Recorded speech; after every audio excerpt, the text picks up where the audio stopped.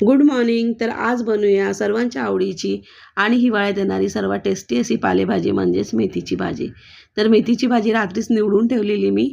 सकाळी स्वच्छ 2 ते 3 पाण्याने धुवून घेतली आणि चाळणीत पाणी निथळण्यासाठी तिला ठेवलेलं आहे.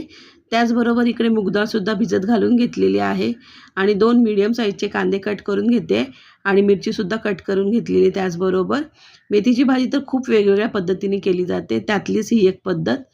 पुढे आणखीन काही व्हिडिओजमध्ये मी वेगळ्या पद्धतीने सुद्धा तुम्हाला मेथीची भाजी बनवून शेअर करेल तुमच्याबरोबर रेसिपी. तेल गरम झालं की त्याच्यामध्ये आपण कांदा आणि मिरची परतून घेत आहोत.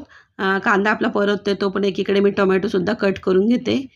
छान असा लालसर रंगावर थोडासा म्हणजे कांदा हलका लालसर झाला ना की लगेचच त्यामध्ये ठेचलेला लसूण घालून घेऊया आपण. तर ठेचलेला लसूण घालून घेते आणि ठेचलेला लसूण घातल्यानंतर छान लालसर रंग येऊपर्यंत कांदा आणि लसूणचं आपल्याला परतून घ्यायचं आहे. तर कांद्याचा रंग आणि लसणाचा रंग छान चेंज झालेला आहे, म्हणजे लाल रंग झालेला आहे. आता आपण ह्याच्यामध्ये चिरलेला टोमॅटो घालून घेऊया. टोमॅटोला सुद्धा मिक्स करून घ्यायचं आहे, कारण की जास्त शिजवायची आवश्यकता नाही. तो भाजीचं पाणी सुटेल त्याच्यामध्ये शिजला जाईल. आता धुवून ठेवलेली भाजी याच्यामध्ये घालून घेते मी. थोडी भाजी घालून थोडंसं मिक्स करून घेते, म्हणजे थोडीशी भाजी खाली जाईल, कारण की खूप गर्दी होते ना, म्हणून थोडीशी मिक्स करून घेते. आणि नंतर राहिलेली भाजीसुद्धा ह्याच्यामध्ये घालून घेतली. त्याचबरोबर जी भिजवून ठेवलेली मूगडाळ आहे तीसुद्धा घालून घेऊया. मूगडाळीच्या ऐवजी ना तुम्ही मसूर डाळसुद्धा यूज करू शकता, त्याच्याही टेस्ट खूप छान लागते भाजीमध्ये. किंवा शेंगदाण्याचं कूट जर तुम्हाला यूज करायचं असेल ना, तर भाजी ना शिजत आल्यानंतर पाणी तिचं आटत आल्यानंतर त्यामध्ये तुम्ही शेंगदाण्याचं कूट टाकू शकता. सेम प्रोसेसने करायची आणि त्याच्यामध्ये शेंगदाण्याचं कूट किंवा मसूर डाळ टाकू शकता.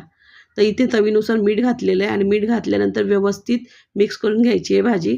आणि प्रत्येक म्हणजे कुठल्याही पालेभाजी बनवताना ना मीठ अंदाजानेच टाकायचं, कारण की पालेभाजी शिजल्यानंतर खूप कमी होते. तर मीठ आता व्यवस्थित मिक्स करून घ्यायचं आहे आणि मोठ्या गॅसवरच आपल्याला ही भाजी शिजवून घ्यायची पाणी आटेपर्यंत. मध्ये मध्ये तिला मिक्स करत राहायचं आहे थोड्या थोड्या वेळाने. आणि मस्त आपली मेथीची भाजी रेडी झालेली आहे. चला भेटूया पुढच्या व्हिडिओत.